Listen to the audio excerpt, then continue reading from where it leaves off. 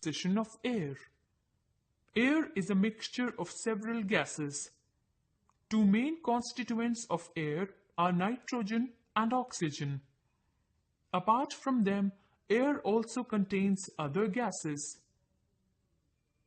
Gases present in air percentage. Nitrogen 78%, oxygen 21%, carbon dioxide 0.03%, inert gases 0.93%, dust particles and moisture variable. Do you know? Till 18th century, it was believed that air was a pure substance. Determination of percentage of various constituents of air by volume. Oxygen and nitrogen. Air is a mixture of gases, namely nitrogen, oxygen, carbon dioxide, water vapor, dust, and smoke as pollutants. While this activity proves that air contains approximately 21% of oxygen, it also establishes that rest of the air, that is 4/5 of air, is composed of gases which do not support burning. As air contains 78% of nitrogen, therefore, it is proved that nitrogen is neither a supporter of burning nor life. So, what is the exact use of nitrogen for living beings? Nitrogen dilutes the action of oxygen.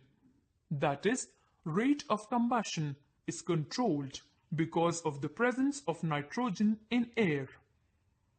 It indirectly reaches plant and is used by plants for making proteins. We all need proteins for growth and repair, as they are building blocks of the body of all living beings. Let us perform the activity to learn about the various constituents of air. Activity: to show the presence of oxygen and nitrogen in air. Take a test tube and mark 5 equal columns in it with the help of a colored pen, as shown here. Place a small piece of phosphorus in the test tube and fix a cotton wool plug over it. Invert the test tube in a beaker. Pour water in the beaker such that the level of water inside and outside the test tube is at 0 mark. Leave the test tube undisturbed for 1 hour in the inverted position. After 1 hour, check the level of water inside the test tube.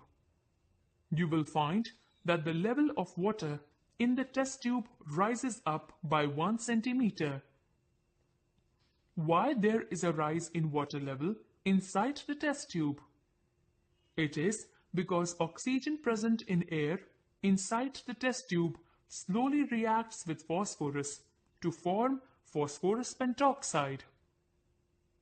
Phosphorus plus oxygen gives phosphorus pentoxide.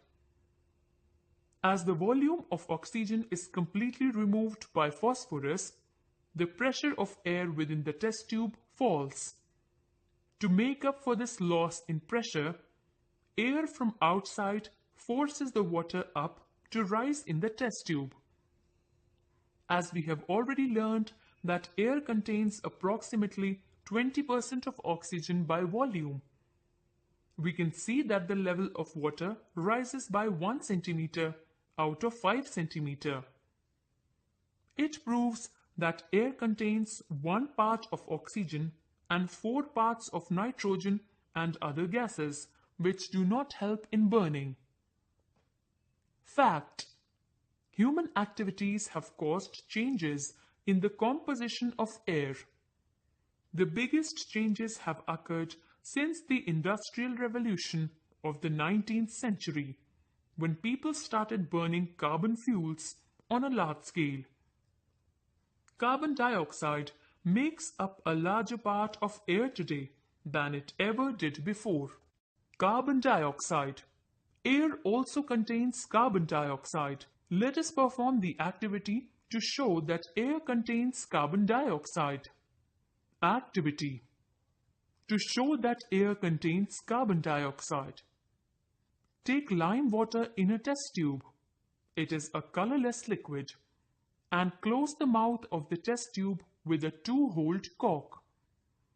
Fix 2 delivery tubes in each hole in such a way that one end of the first delivery tube dips in lime water, while that of other delivery tube should remain much above the level of lime water. Now, either suck air from the end B or attach a vacuum pump to it to suck air. As air is sucked from B, air from A end will bubble into lime water to take the place of displaced air. What do you observe? Lime water gradually turns milky. Since it is the property of lime water to turn milky on absorbing carbon dioxide, therefore, this activity proves that air also contains carbon dioxide. Do you know? The composition of air varies from place to place, and there is no specific formula for air. Water vapor. It is a common observation that as soon as you pour cold water in a glass, the outer surface of the glass first looks misty, and later you see water trickling down the surface of glass. When you pour cold water in a glass, its walls become cool. The water vapor present in air condenses on the outer surface of glass and changes to water, which you see trickling down its surface. This proves that air contains water vapor. The presence of water vapor can also be tested with a blue cobalt chloride vapor. It turns pink on coming in contact with the moisture of the air. Similarly, anhydrous copper sulfate, which is white in color, turns blue on coming in contact with water vapor of the air. When the content of water vapor increases in air, we say that it is very humid.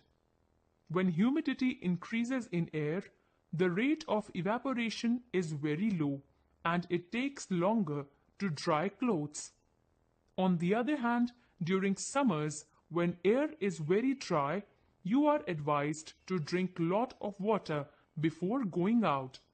To check the presence of water vapor in exhaled air, stand in front of a mirror and breathe out with force.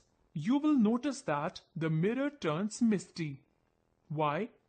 The water vapor in your warm breath condenses on the surface of mirror and mirror gets misty.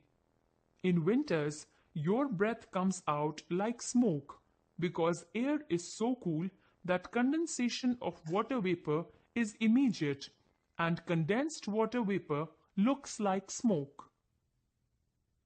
Do you know? It is easy to forget that we are surrounded by air, but without it, many of the things that we take for granted could not happen.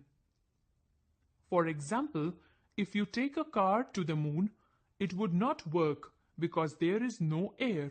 This is why astronauts have to use an electric car when they explore the moon. Henry Cavendish.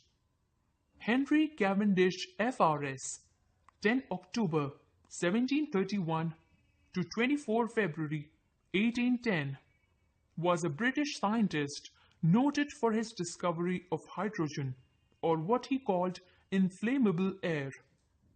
He described the density of inflammable air, which formed water on combustion, in a 1766 paper on fictitious airs.